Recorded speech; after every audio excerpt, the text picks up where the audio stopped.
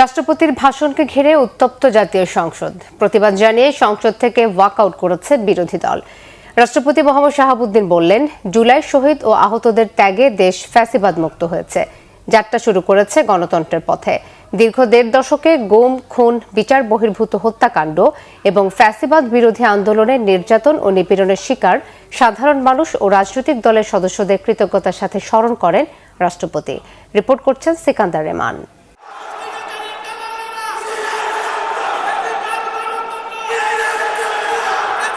ত্রয়োদশ জাতীয় সংসদ অধিবেশন চলা অবস্থায় রাষ্ট্রপতি মোহাম্মদ শাহাবুদ্দিনের ভাষণকে কেন্দ্র করে উত্তপ্ত হয়ে ওঠে সংসদ কক্ষ। বিকেল ৩টা ৪০ রাষ্ট্রপতি মোহাম্মদ শাহাবুদ্দিন তার নির্ধারিত ভাষণ শুরু করেন। স্বাধীনতার ঘোষক শহীদ রাষ্ট্রপতি জিয়াউর রহমান বীরুত্তম, স্বাধীনতা এবং মুক্তিযুদ্ধের ইতিহাসের সকল নেতার অবদানকেও আমি শ্রদ্ধার সঙ্গে স্মরণ করছি। বাংলাদেশের ৩বারের নির্বাচিত সাবেক প্রধানমন্ত্রী ও বিএনপির সাবেক চেয়ারপারসন দেশনেত্রী বেগম খালেদা জিয়ার অবদানকে শ্রদ্ধার সঙ্গে স্মরণ করছি। ২০২৪ সালের জুলাই আগস্ট ছাত্র জনতার গণ অভ্যুত্থানে শহীদ ও আহতদের অসামান্য ত্যাগের মাধ্যমে বাংলাদেশ ফ্যাসিবাদ মুক্ত হয়ে গণতন্ত্রের পথে যাত্রা শুরু করেছে বলে মন্তব্য করেন রাষ্ট্রপতি মোহাম্মদ শাহাবুদ্দিন। ২০২৪ সালের জুলাই আগস্ট মাসে ছাত্র জনতার গণ অভ্যুত্থান একটি গুরুত্বপূর্ণ ঘটনা। কোটা সংস্কার আন্দোলন থেকে এক পর্যায়ে এটি ফ্যাসিবাদ বিরোধী আন্দোলনের রূপ নেয়।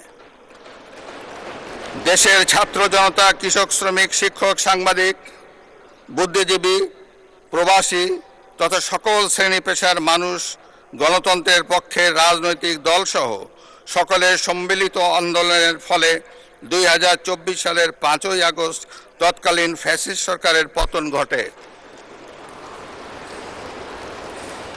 হাজারো শহীদের রক্তের উপর দিয়ে তাবেদার ও ফ্যাসিবাদ মুক্ত নতুন গণতান্ত্রিক বাংলাদেশের সূচনা হয়।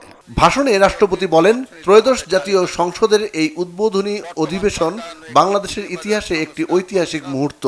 একটি শান্তিপূর্ণ, অবাধ, সুষ্ঠু ও নিরপেক্ষ নির্বাচনের মাধ্যমে নির্বাচিত জনপ্রতিনিধিদের নিয়ে এই মহান জাতীয় সংসদের যাত্রা শুরু হয়েছে। ফ্যাসিবাদ মুক্ত বাংলাদেশে বর্তমান সরকারের পররাষ্ট্র নীতির মূল দর্শন সবার আগে বাংলাদেশ।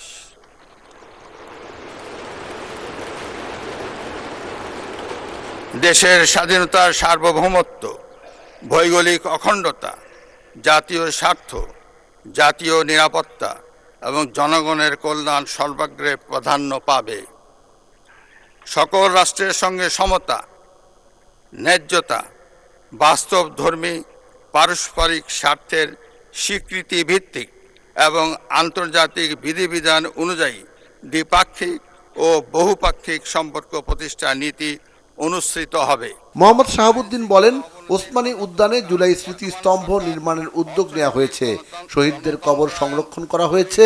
জুলাই শহীদদের স্মৃতি অম্লান রাখতে জুলাই গণ অভ্যুত্থান স্মৃতি জাদুঘর এবং ৬৪ জেলায় স্মৃতিস্তম্ভ স্থাপন করা হয়েছে। আল্লাহ হাফেজ, বাংলাদেশ জিন্দাবাদ। সিকান্দার রেমান, বাংলা ভিশন, ঢাকা।